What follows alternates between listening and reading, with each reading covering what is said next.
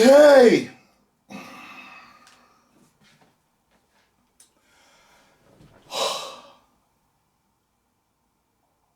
All right, first, I'm going to let you know why I watched this movie. I watched this movie because I found out that I believe the first time the soundtrack in there, the score, part of the score in there is a song, is a cut that I had heard in a trailer for The Lord of the Rings. I think it was the second Lord of the Rings. And I remember that music being so badass and thunderous and just theatrical, and I love that. It's one of my favorite badass scores of all times.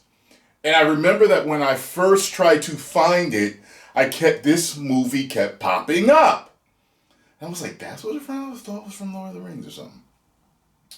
So ever since I found the song years ago, I've been saying, hey, I'm going to have to check out this movie and figure out why and how they fit that track into it. If you don't understand what the track is, it's the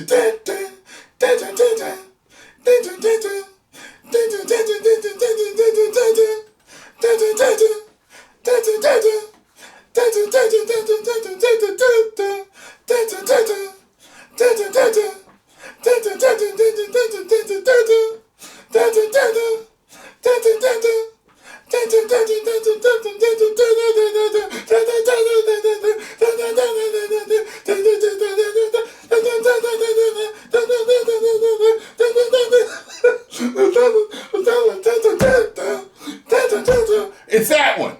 Okay, so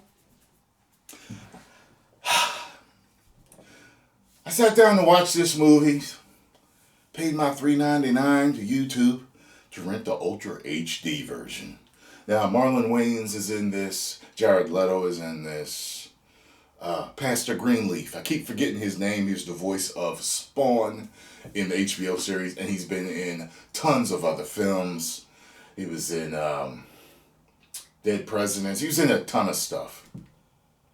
Also, two other phenomenal actresses were in there, and I forgot both of their names, but in particular, the woman who played Jared Leto's mother in this was exceptional. I thought she did an exceptional job. I was like, holy shit. As an actor myself, I was like, wow, all right. I don't know if I could pull that one off. Maybe, but got some work to do to pull that off. That looked like a very strenuous role to play. Now, this movie follows 1, 2, 3, 4 people in particular through their short journey in life, with their own problems and situations and what makes them happy. And you see it. There's drug use involved. As a matter of fact, the whole movie revolves around drug use and the dark spiral that these four different people went down. And when you see it's done in different ways for each person. And as far as the track goes, it's played, but there's a very solemn version of it. I've heard the extended version of that music, and that's what they use. They use the beginning of it, certain parts of the beginning of it. So it's very slow and stuff like that, methodical, and they work it into certain situation, and it works for those situations. This is a movie that felt independent. It felt artsy, art house. It felt like a movie that only certain people would like. This feels like a movie to me that if I were a film student, I would watch it. Or if I were an actor looking for inspiration for something, I would watch it. However, it's not a movie that I would watch again unless it was for those two things. Trying to find inspiration for a role, trying to see how particular actors played specific roles, or see how a director shot the movie. I believe that the movie is very well directed, very well shot, and very well acted. I believe that everyone did a great job. Like I said, the mother, that one was exceptional to me. It's not a feel good movie. It's not a movie that's going to make you feel good, but it is a movie that will make you think. It's bizarre. It's dark. It does not. It's morbid. It does not make you feel good.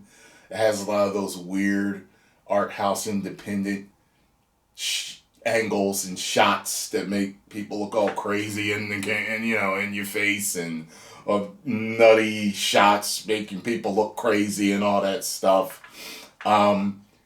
If you were to ask me, did I like this movie? This is the first time that I think I will ever say this about I have ever said this about a movie. I may say it in the future. I did not like the movie, but I respected it. Do you get that? Do you understand what I'm saying? It's a very well made movie to me. Very well acted, directed. Everything about it to me is great. I think to a lot of art housey people, people in the independent stuff and stuff that might have a message, you're gonna give it a 5 out of 5. I personally don't. I almost want to give it a 5 out of 5 because I understand. I feel as though I understand the message it was trying to communicate and what it was trying to say and what it was doing. I get it, but I would never watch it again. Like I said, unless I was looking to learn something. Because I like to watch movies over again that make me feel good.